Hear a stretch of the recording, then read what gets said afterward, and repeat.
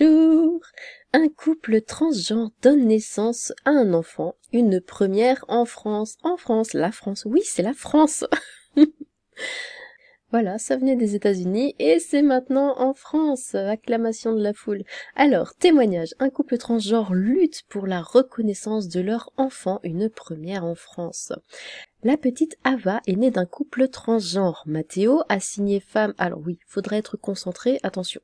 Mathéo a signé femme à la naissance et reconnu comme homme par l'état civil, a porté l'enfant sous le regard de sa compagne Victoire, née homme et reconnue aujourd'hui femme. Une situation complexe pour l'administration qui a du mal à suivre, mais tu m'étonnes, déjà quand tout va bien, ils ont du mal à suivre. Donc bon. Alors voici donc monsieur... qui était madame, hein, c'était madame qui est devenue monsieur, et ça c'est madame, mais qui était monsieur. Donc ça c'est un monsieur de base qui est devenu une madame. Victoire. Il y a beaucoup de des femmes trans qui s'appellent Victoire, non?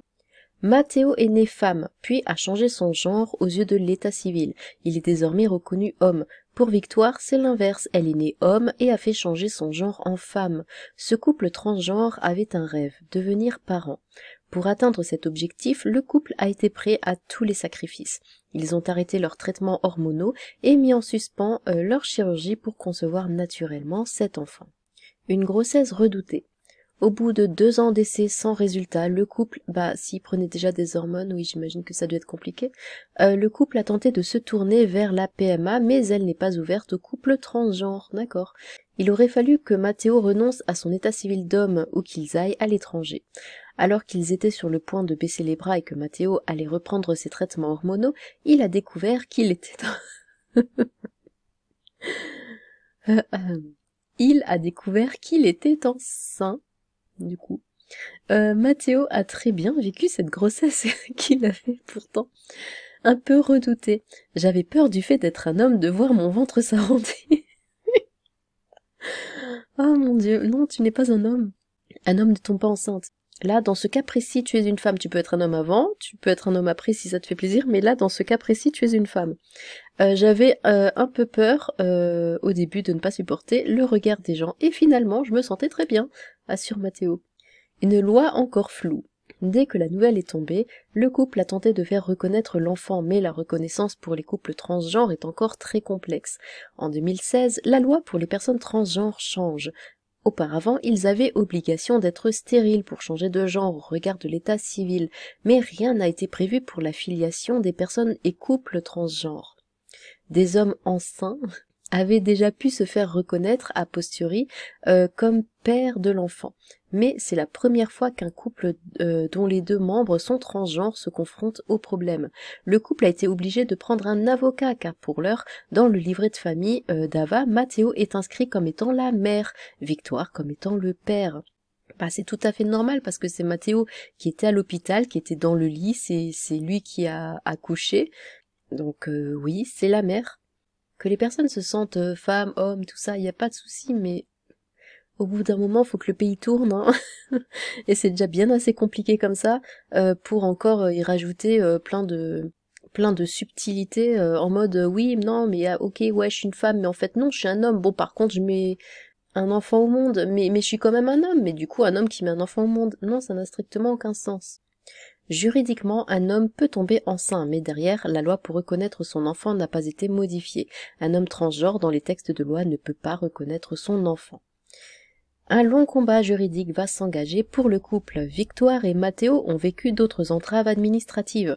Mathéo a bénéficié d'un congé paternité, et non maternité, mais ils ne savent pas si cela sera équivalent ou non en termes de durée et d'indemnisation. En même temps, faudrait savoir, tu veux être un homme ou pas? Parce que là, si tu veux être un homme, t'as tes congés paternité, là, pour une fois, ils ont respecté ce que tu étais. Mais du coup, c'est aussi un problème parce qu'il y a moins d'argent? Pas du tout. Le couple a aussi dû se battre pour percevoir la prime de naissance de la CAF. Dans ce combat administratif, le couple savoure tout de même d'avoir été médicalement très bien suivi. J'ai été très bien accompagnée par l'hôpital Jacques-Cœur de Bourges. Il y avait un long suivi gynécologique avec de nombreux examens réalisés. On a toujours été bien accueillis, l'équipe était super, déclare Mathéo.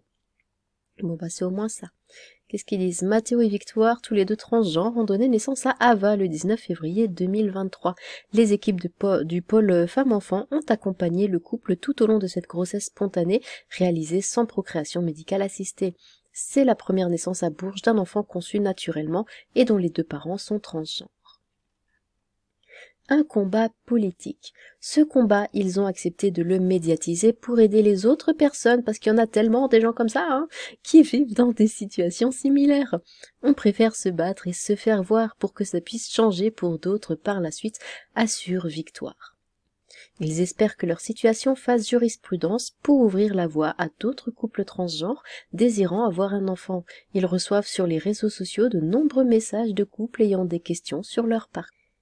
Eh bien, je vous écoute, exprimez-vous. Bien sûr, on reste cordial.